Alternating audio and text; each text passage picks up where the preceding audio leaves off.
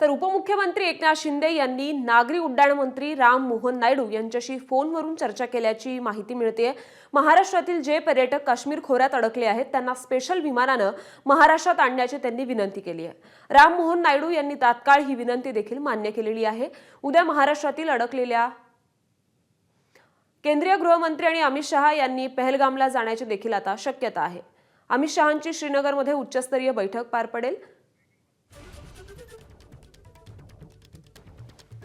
तर उपमुख्यमंत्री एकनाथ शिंदेंनी फोनवरून केंद्रीय उड्डाण मंत्री यांच्याशी चर्चा केल्याची माहिती मिळते। नागरी हवाई वाहतूक मंत्री राम मोहन नायडूंकडून उपमुख्यमंत्री एकनाथ शिंदेंची विनंती मान्य करण्यात आलेली आहे। पर्यटकांना आणण्यासाठी विशेष विमानाची सोय आता करण्यात येईल। एअर इंडियाकडून श्रीनगरहून परत आणण्यासाठी अतिरिक्त विमानाची देखील व्यवस्था केली जाईल। सकाळी 11:30 वाजता श्रीनगर ते दिल्ली हे विशेष विमान असेल, तर दुपारी 12 वाजता श्रीनगर ते मुंबई विशेष विमानाची सोय असेल।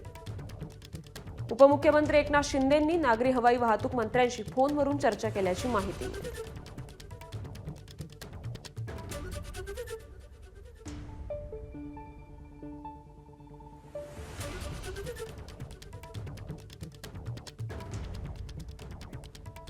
तर पनवेलचे पर्यटक दिलीप देसले यांचाही या हल्ल्यात मृत्यू झालाय। त्यांच्या घराबाहेरून घेतलेला आढावा आपण पाहूया। काश्मीरमध्ये झालेल्या दहशतवादी हल्ल्यामध्ये पनवेल या ठिकाणचे दिलीप देसले यांचा दुर्दैवी मृत्यू झालेला आहे। मी सध्या नवीन पनवेलमध्ये आहे आणि याच घरामध्ये आहे ती राहत होते। दिलीप देसले यांचं हे घर आहे। 2 दिवसापूर्वी दिलीप देसले हे काश्मीरला पर्यटनासाठी गेले होते।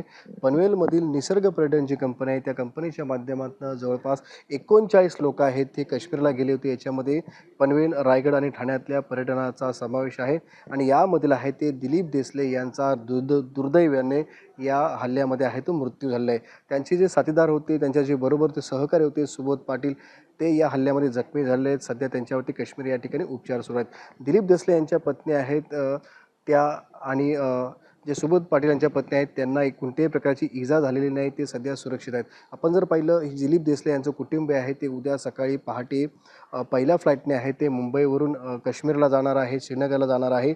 मात्र जर आपण पाहिलं तर त्यांनी नाराजी व्यक्त केली आहे, कारण सरकारच्या माध्यमातून कुठल्याही प्रकारचे आहे ते त्यांना संपर्क साधण्यात आलेला नाही आहे। त्याचबरोबर मुंबईवरून श्रीनगरला जाण्यासाठी विमानाचे तिकीट आहेत ते जास्त नाही आहेत, मात्र श्रीनगरवरून मुंबईला येण्यासाठी विमानाचं तिकीट आहे जवळपास 40,000 रुपये हे तिकीट आहे। त्यामुळे पर हेड प्रत्येक माणसे ही 40,000 रुपये तिकीट आहे। त्यामुळे ह्या रेट आम्हाला परवडेबल नाही आहे, मोठ्या प्रमाणामध्ये हे रेट आहेत। त्यामुळे केंद्र सरकार असेल, राज्य सरकार असेल, त्यांनी याच्यामध्ये दखल घ्यावी आणि हे विमानाचे जे तिकीट आहेत ते कुठेतरी कमी करण्यात यावे, अशा प्रकारची मागणी आहे। अशा प्रकारची नाराजीसुद्धा आहे ते दिलीप देसले यांच्या नातेवाईकांकडून व्यक्त करण्यात आलेली आहे।